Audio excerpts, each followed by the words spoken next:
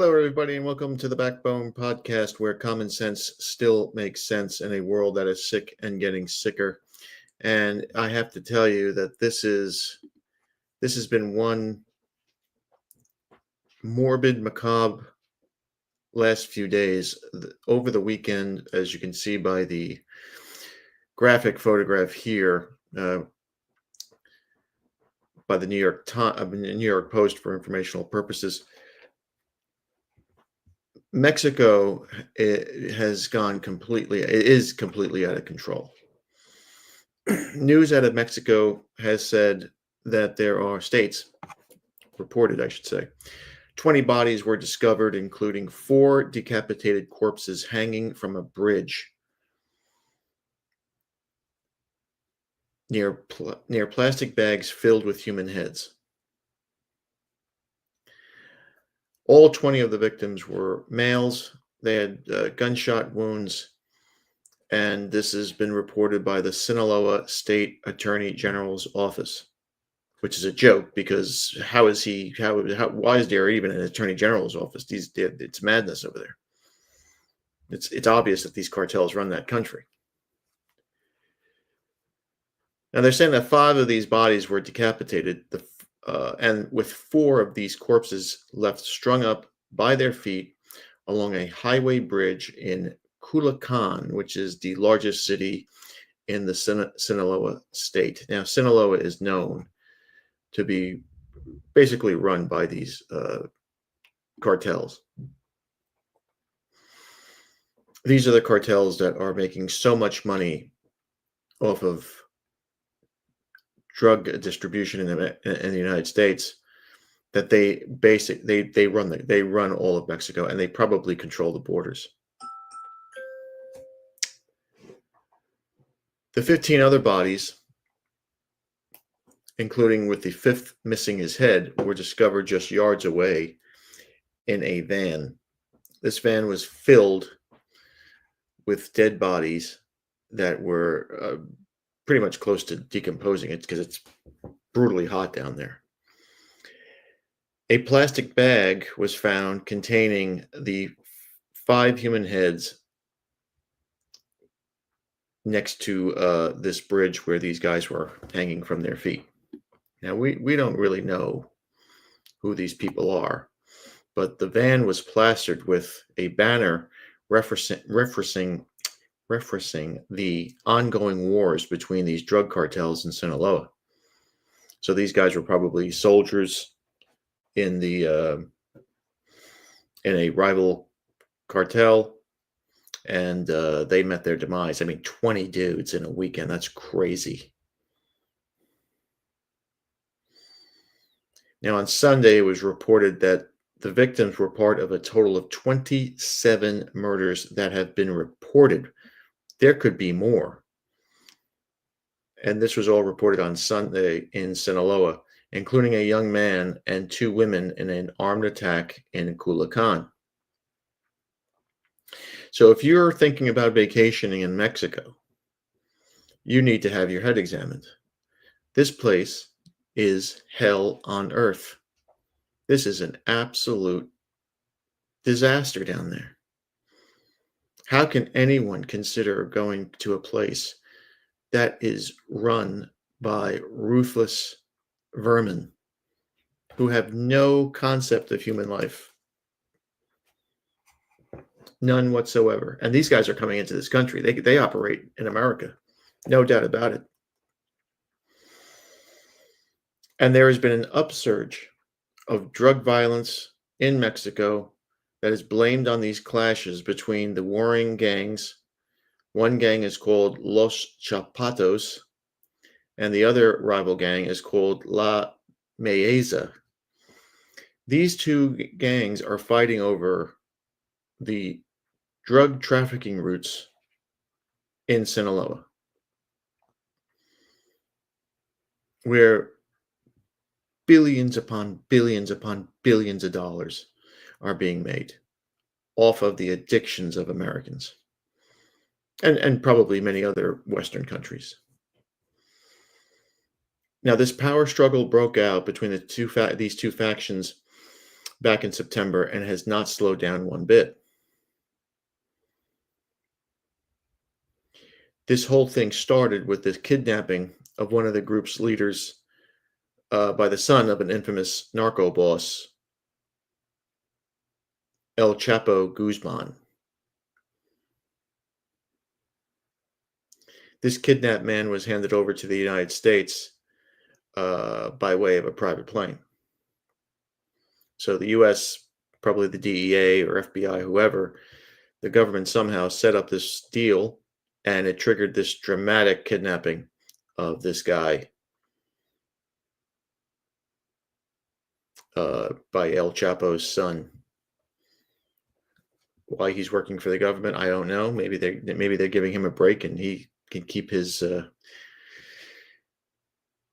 dad's empire going. But since then, Culiacan, which was, when I was growing up, was known as one of these peaceful little Mexican cities, has been destroyed by the violence of these cartels. And the Sinaloa cartel has lost all control over this. Not that they were any better, but I guess as soon as El Chapo went into Supermax, it was over. Now, of course, the Mexican authorities are insisting that they're on top of this violence, and they're working to crack down on these organized crime figures. But let's be honest, they're not pulling a dent. They are not making a dent in these things. And frankly, I think they're in on it too.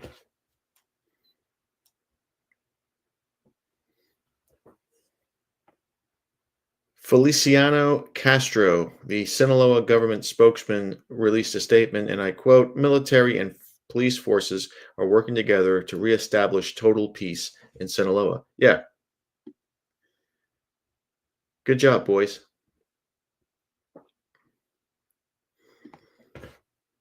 Great job so far.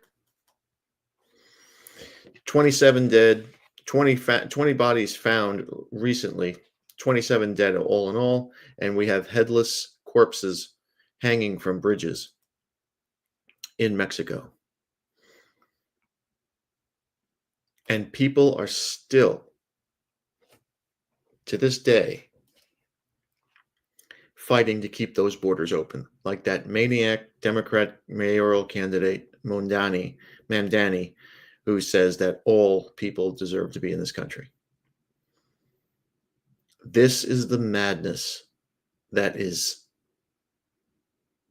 ready to hit your neighborhood. Because if you don't think this is going to happen in the United States, you're dreaming. This is coming to a neighborhood near you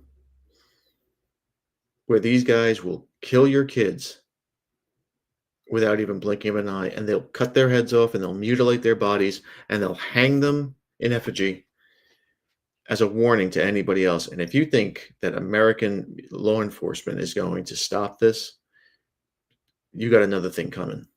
Because these guys, this is a totally different animal than what we're used to. You know, people talk about the mafia in this country, and the mafia never did shit like this.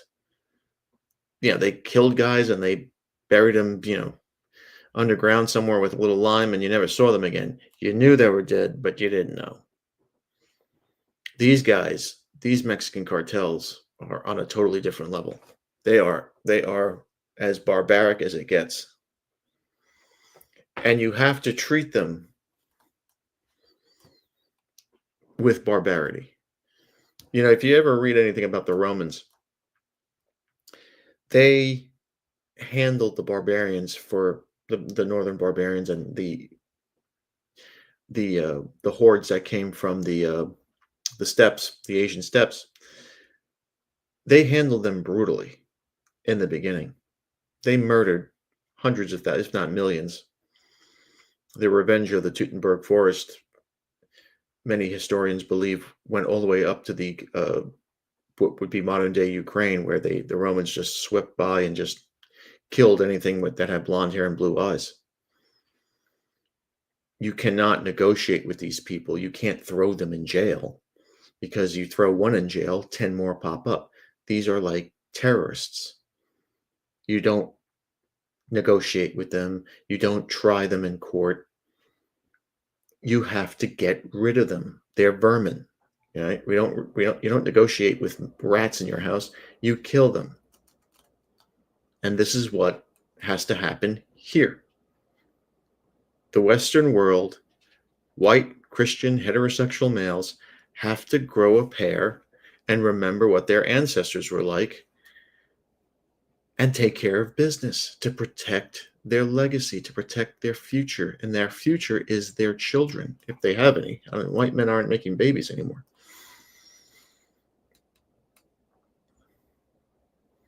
But this is right on our doorstep. And anybody who says that we have to continue to let these people in, they're people just like us. They're seeking refuge. No, we don't want this. You don't want this. Believe me. Look at those pictures. Look at what is coming to a neighborhood near you. Look what your children are going to have to endure 20 years from now. Your grandchildren are going to have to endure. We can make a stand now. Forget what these Democrats want. Forget what these liberals want. They don't have a clue of what they're talking about. Because if you ignore these photographs, you're liable to end up like those schmucks hanging from a bridge.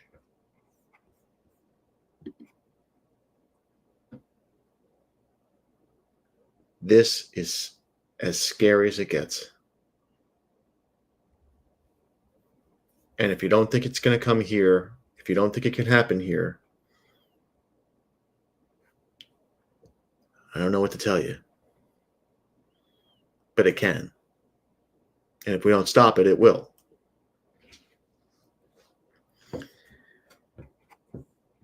So that's Mexico. Let's go to a place that I never thought I'd ever think about or ever have to talk about. But it's a place, it's a state that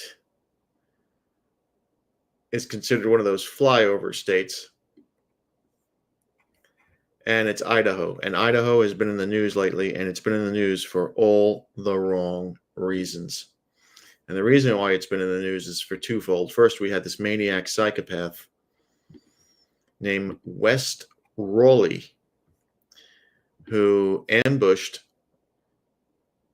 who started a fire, first of all. Now, we have to say he is the alleged culprit in this whole thing. But he allegedly sniped two firemen after setting a fire in Idaho, which is, I think is still blazing. The sniper who shot two dead firefighters in an ambush in Ohio was identified on Monday as being 20-year-old Wes Rowley. And the pictures of this dude are just, I mean, the kid was mentally disturbed. I mean, he was seriously disturbed. With this glare, it's like he's looking right through your soul. Now, Rowley was, of course, found dead near his body was found with near his weapon at the scene of a fire he started Sunday afternoon, which lured and ambushed these firefighters, or guys who are called smoke eaters, to the scene. It's thought that he ended up he killed these two firefighters. Allegedly, he killed these two firefighters, critically wounding a third. And it's unclear whether Rowley was eventually killed by a cop's bullet or if he took his own life. We're still trying to figure that out, as it matters.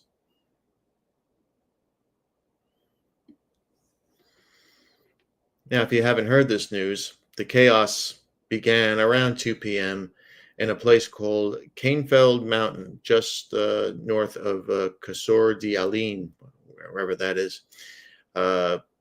A fire started. There was smoke started pouring into the woods, and the first responders rushed to the scene. As they arrived to the scene, they were met with gunfire from the trees. So this guy climbed the trees, camouflaged himself, and just, it was like a turkey shoot. The firefighters quickly realized that they had been lured into a trap, and they called for backup. I haven't heard the 911 call or the calls for 911, but supposedly they were frantic. We got some quotes here. One firefighter said in the call, "I'm pinned down." I quote, "I'm pinned down. It's clear to me that this fire was set intentionally to draw us in." I mean, what sick bastard would do this? I mean, this is just nuts. Everything is just crazy. Another 911 transcript, and from a firefighter, and I quote, "We need law enforcement here immediately. We have another firefighter down. We've got 2 unresponsive battalion chiefs down, multiple gunshot wounds, 2, I can't pronounce this correctly, Corps d'Alene are down." Now, the fire was left to burn as reinforcements battled to root out the unseen gunman.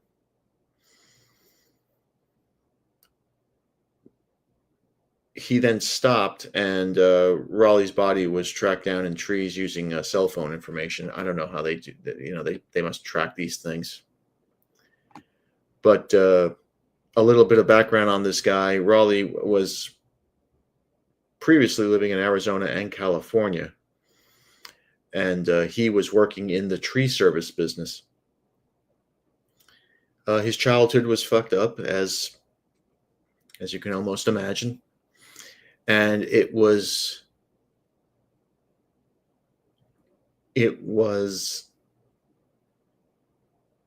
dampened and marked by an extremely chaotic divorce between his parents. And it's alleged that his father was making threats that were eerily similar to the crime Raleigh carried out on Sunday. These are, of course, according to court papers from the couple's divorce in 2015.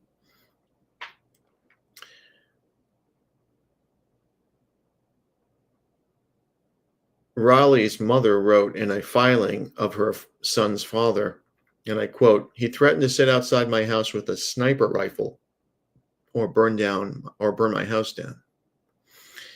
She also said Raleigh's father pushed her to the ground and punched several holes in the wall. Now, this family all sounds like the Waltons over here. They're lovely. Imagine having these people for your neighbors. According to court documents, the mother was granted a protective order barring the father from seeing her or her son. Then Raleigh was 10 years old. Now, let me tell you this.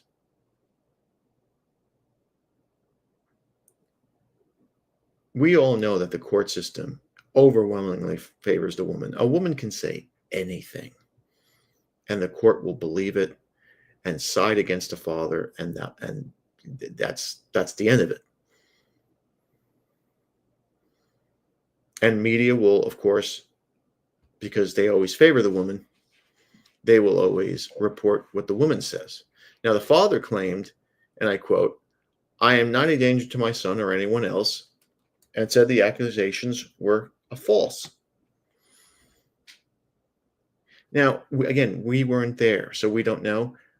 But how many times have we heard women make these outrageous, outlandish claims of their husbands just to get custody of the kids, just so they can get that big child support check every month? I mean, this is all speculation on my part, of course, but how many times have we heard these crazy claims? "Oh, he's going to kill me. He's going to burn down my house. He abused me. He abused my son." Over and over and over and over and over again. I'm sure you've dated girls who have said that their exes are like this. Now, the other crazy thing about this Raleigh guy was he had dreams of being such fighter. According to his grandfather, and I quote, he wanted to be a fireman. He was doing tree work and he wanted to be a fireman in the forest. As far as I know, he was actually pursuing it. Now, the grandfather in the interview that I saw was kind of baffled at the situation. According to him, Raleigh was not, the typical loner, and that he had a supportive family and a large group of friends. Neither of the two firefighters killed were identified at the time of this broadcast, while the third firefighter was left fighting for his life after being struck by a bullet. He is now in stable condition. The grandfather then went on to say, and I quote, "We had no reason to suspect that he would be involved in something like this." Well, who would? Unless you're blind to it. Yeah, do people snap like this just out of nowhere? I don't think so. This seemed planned to me. How did he get the gun? What motivated him to do this, to set this forest on fire, which is still ablaze at the time of this broadcast, and to just hide in the trees and to just shoot these guys out of nowhere? Guys who he didn't even know, who didn't know him, who probably have families, who were risking their lives anyway fighting these fires, and this guy has to cap them like sport. Now, of course, the motivations between this attack are still unclear. But as always, there's always the internet, and a lot of sites have identified a chilling possible connection to a decades-long incident involving the Coeur d'Alene Fire Department and neo-Nazis. It's always got to be neo-Nazis, right? Sunday's incident happened 24 years to the day after a 2001 burning of an Aryan Nations compound in Hayden Lake, just 7 miles north of Coeur d'Alene, during a fire training operation. So what social media, the internet, mostly probably liberal left-leaning sites, are trying to say is that this is a white nationalist Aryan nation attack, right? This is redemption for that. Now, of course, this guy is 20 years old. This happened 24 years ago. I mean, it's a little late in the game, don't you think? 90% of the firefighters that were involved in that incident in 2001 probably retired. It said that the cabin and its compound had been sold to the Department of the Aryan Nation's national leader, Richard Butler, filed for bankruptcy after the settlement involving the shooting of a Native American woman and her son, and the site was torched by the fire department during a training exercise. This, of course, is all speculation.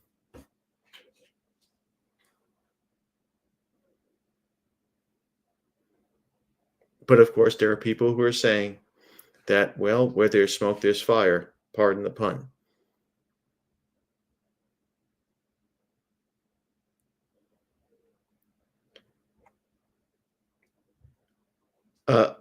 A suspicious sleuth wrote on X on Sunday, and I quote, "I don't think it's a coincidence that on this day in 2001, firefighters burned down the Aryan Nation founder's compound in a training exercise after he lost a property in a federal bankruptcy sale. The tragic current events are unfolding nearby." This is a quote from one of these crazy social media people. However, no connection at this point in time of this broadcast has been made. So we don't know why this guy did this. It would not surprise me if some psychotropic drugs were involved in this. It would not surprise me if this kid was mentally disturbed. It would not surprise me if this kid had major issues before that haven't come out yet. But we'll wait and see. The other story that involves Idaho as well involves this guy named Brian Kuffberger. And he, of course, is the maniac that killed 4 college students in 2022. According, he was on trial. He was set to go on trial on August 18th. Kupferberger is poised to, if you didn't hear it on the news, he murdered these 4 kids, and he was found in Pennsylvania like a month later. Now, Kupferberger is poised to accept a plea agreement in the stabbing murders of these University of Idaho students. And the relatives of these victims are appalled by this because they're saying it feels rushed. There's a hearing set for tomorrow, which would be Wednesday, 11 a.m. Mountain Time. And according to the police, they claim to have DNA samples, cell phone records, and a mountain of evidence that all point to this guy, Kohberger, who is 30 years old at this point. He was arrested, as we said, in Pennsylvania. And I think I forget that it was a weird way that they found him. I think that this was the guy they found using 23andMe or something like that, like some sort of DNA, one of those DNA things that tell you, that who your relatives were 100 years ago. I think this was the guy. Now, Kohberger had previously pled not guilty, and his attorneys, defense attorneys are really good. That's why they're not prosecutors. Prosecuting attorneys suck. Defense attorneys are great. That's why they make all the money. His attorneys signaled that they would push back on the DNA evidence and seek to suggest that other people could have been involved in this crime. That maybe it was some sort of ritual killing or something. I don't know. And the jury selection was scheduled to begin in August, and the opening arguments were set to begin on August 18th.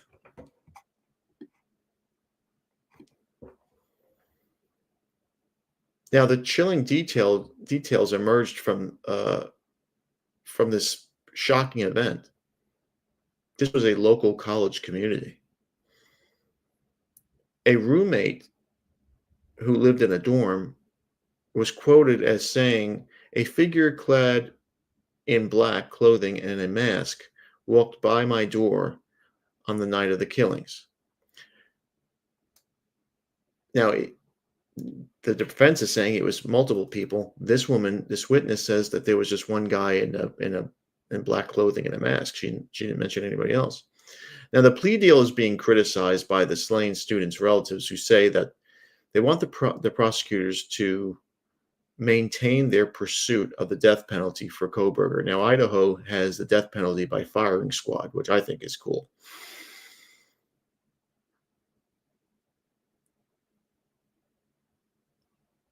One of the relatives says here, and I quote, "After more than 2 years, this is how it concludes, with a secretive deal and a hurried effort to close the case," said the relative of Kaylee Goncalves, one of the victims. They also said the Latah County Prosecutor's Office told them about the deal in an email Sunday night with a letter attached. How fucking cold is that?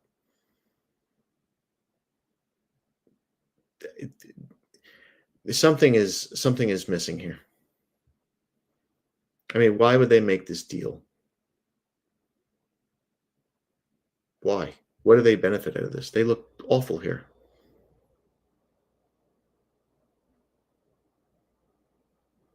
Now, of course, none of the prosecutors or the defense lawyers working on the case can speak to the media about this or anyone else because the judge put a gag order on them. That's convenient.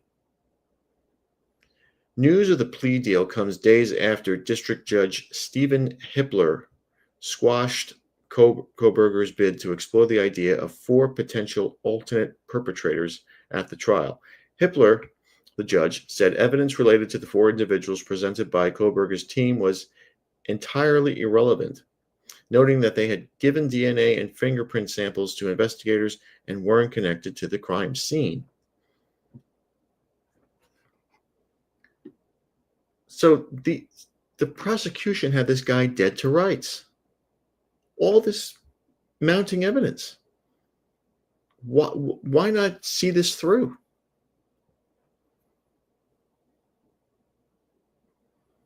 Hippler, in his conclusion, wrote, and I quote, "Even if there was a shred of probative value in the preferred evidence beyond wild speculation, it is excluded."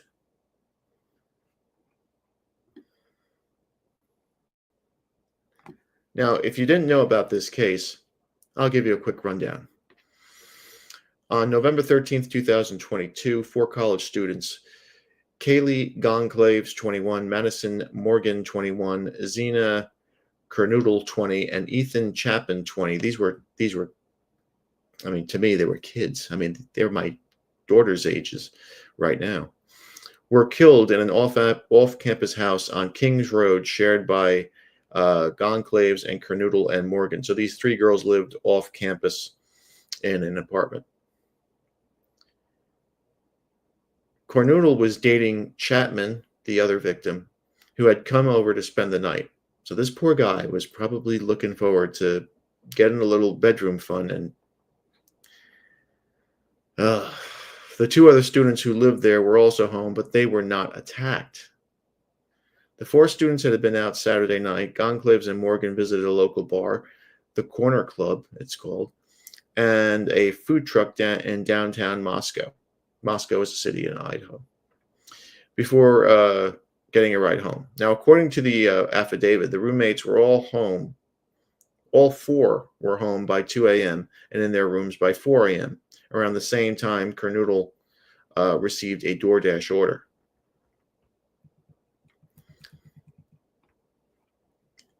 Surviving roommates identified in court documents as DM, who lived on the 2nd floor, told police she was awakened sometime around 4 a.m. by strange noises and crying.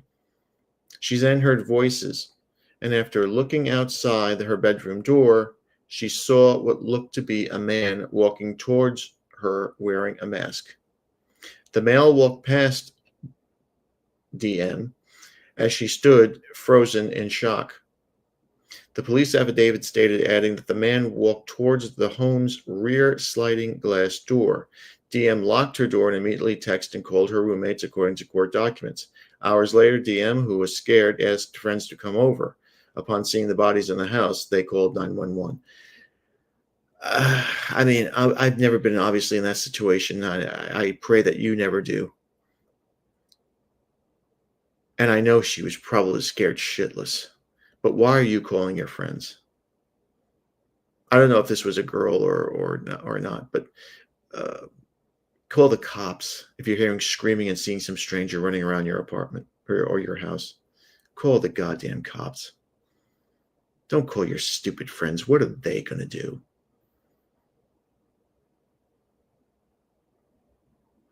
Now, this Kupferberger guy who was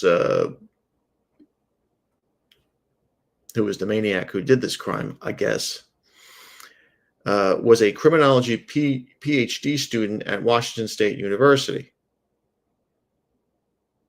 And the school's campus is all the way in Pullman, Washington, roughly 10 miles away from the University of Idaho in Moscow. It's believed that Kupferberger drove a white Hyundai Elantra sedan, and surveillance cameras recorded that type of car passing the King Road house several times around 3 to 4 a.m. on the night of the murders, including an attempt to park and turn around in front of the student's home, according to the police affidavit. So they have this guy. They have his car. They have his DNA. They have his fucking fingerprints. Surveillance footage showed the car departing the area at approximately 4:20 a.m. at a high rate of speed. The affidavit saying added that investigators believe the car took a route leading to Pullman, Washington. So, oh my goodness gracious. When the Moscow police asked area agencies to be on the lookout for a white Hyundai, two Washington State University officers flagged Kupferberger's car, and a Moscow officer noted that Kupferberger's driver's license information matched the DM's description of the unknown person she saw.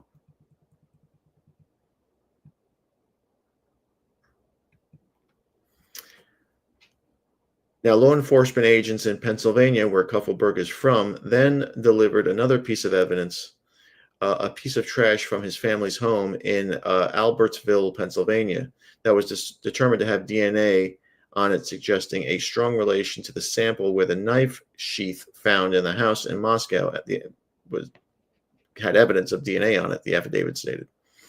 The tan leather sheath was found on the bed next to Morgan, bearing an insignia reading Kabar, in quotes, K like kilo, A like apple, /BAR, and USMC, which goes along with the military corps symbol. Lab technicians retrieved a single source of male DNA from the sheath's button snap, according to the affidavit. So they had all this going against this guy. Police arrested Kupferberger in Pennsylvania, and he was extradited to Ohio. And now, even though he will live the rest of his life in jail, he won't serve the ultimate price because the prosecutors were just fucking lazy. That's your tax dollars working for you. That's why there is no justice in this world, or at least in the United States. Because let me tell you, if he was in Mexico and he did this to some cartel guy's kid, he'd be hanging next to that. You know what? He probably would. That probably would be too good for him to have his head chopped off. He'd probably been tortured for a month. They'd get medieval on his ass. But not in America. We're civil and we're lazy, and we just want to get past it. And I tell you, sometimes I wonder if these people who say they don't want to have kids have the right idea, because there are a lot of sleepless nights, lots of sleepless nights, to think that your children are in college and they could end up like this, because there are some sick bastards in this world, and there are people in law enforcement, people in the Justice Department who don't give two shits about them. And just to get rid of this trial, or not to, expose it even more, they'll just make plea deals, put the guy in jail, and move on to the next thing. So yeah, that sucks. It sucks big time. But as we say, it's sick out there and getting sicker. Unfortunately, it doesn't look like there's any slowing down of the Satan machine. He is busy. He is winning. He's gleeful. And I have to say, sometimes I just feel like maybe I'm on. I'm not saying I'm on the wrong side of God, but maybe we're the weak ones. Maybe this is the transition. They always say that every time a society falls, things just get crazier and crazier and crazier, and then you hit rock bottom, and that's when the Renaissance begins. The new beginning. Maybe we're in the middle of that,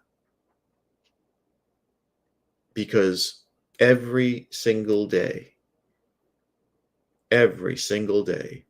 something like this is happening. Shootings, mass murders, bombings, these crazy sexual, abuse stories that are coming out. It's endless. And there seems to be no end in sight. And it's just a shame. And that's why, you got to live for the moment. As the Stoics say, you can't worry about tomorrow. The past you can't fix. You have to live in the moment. And with that, we'll say this. Thank you again for watching. Please like, subscribe, comment, and share. And my friends, be careful. I can't stress this enough. Be careful out there, my friends. Satan is busy, and he's not taking a break. Be a man. Have a backbone, because masculinity and common sense